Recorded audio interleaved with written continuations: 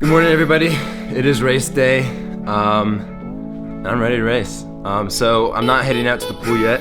It's still 9 o'clock, and I only race at like 1:30.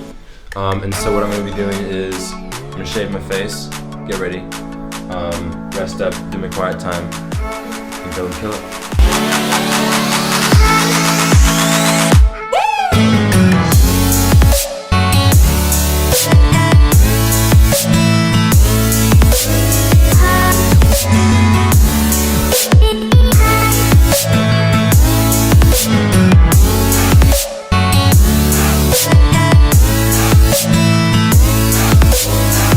So now that I'm all shaved and nice and fresh, I'm just finishing up packing my bag, getting ready to go to the pool. So I basically wanted to show you guys kind of what I do before I head to the pool, things that I set up, whether it's shakes, what I take, and things that I do. So to start with, I usually have a protein shake. This P2 Life I take after my races, but what I do before is I take UCAN. And so UCAN, what it helps me do is UCAN will help me to restore my glycogen stores. And so my glycogen is really just the energy and stuff that I need for my body to recover properly and be able to race at its best. So that's pretty much what I do first. Yeah, so then I basically shake this up for, however long. My mom always gets angry at me because I shake the shake way longer than it needs to be shaken, because I'm so worried about drinking it and there's like a clump, which is like nasty. So I shake that up, and what I do is I actually try and take this about an hour and a half to 2 hours before I race. That way my body has enough time to digest it and get it out of my system, so that none of my energy that I want to use when I'm racing is being used up in digesting the UCAN. So it's always better for me to do that sooner.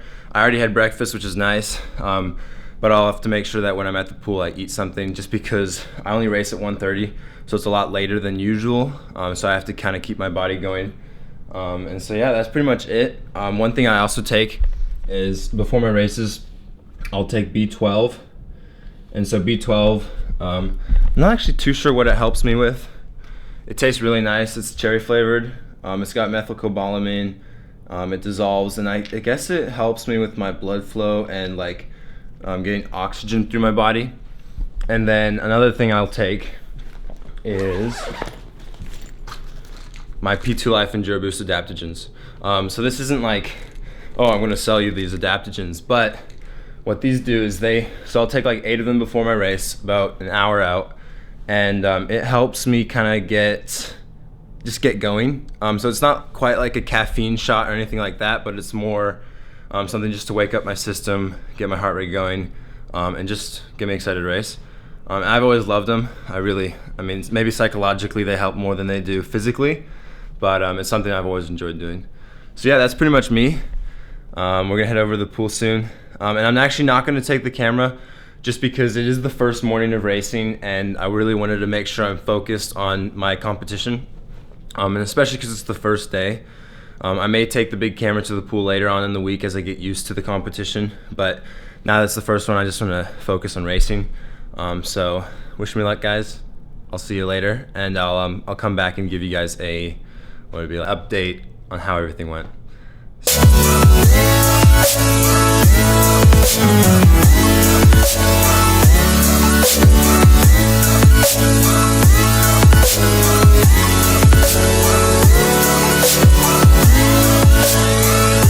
I just made it back.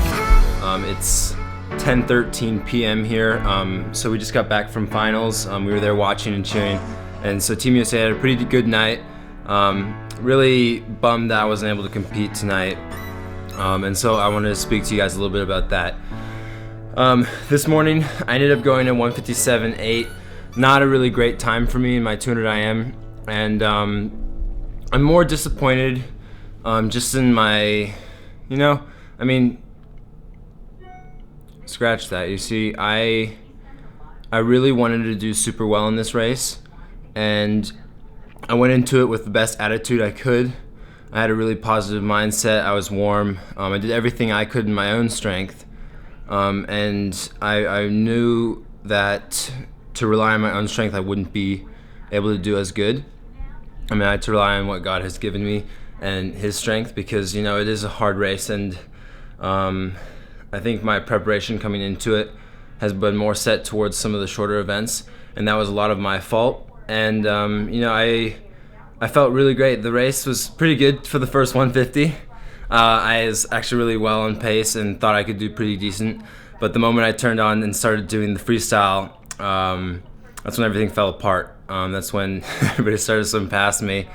And, it's kind of embarrassing, especially because it's on such a large stage like this at World Championships. But I also feel super blessed because it's a giant learning curve for me.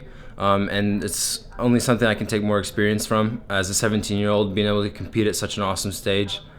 But one thing I also want to share is how important it is for me to express my emotions, with obviously the fact that I am disappointed in the race. And I wouldn't usually share this because I often used to think that, like, for a guy to cry and stuff is kind of weak. And so as I was speaking to my mom and dad earlier, about the race, I realized, I was extremely disappointed with my results. And, I got emotional. And something that I wanted to share with you guys is that it's so important to express those emotions, because for you to bottle them up, it's not good, because you'll see that those things come out in unhealthy ways to cope. And so yeah, this is encouragement for you guys. But that's pretty much my day. I really had a blast cheering Team USA on with my buddy Mike and everybody else. And I'm excited for tomorrow. So tomorrow I've got the mixed 4x50 freestyle relay.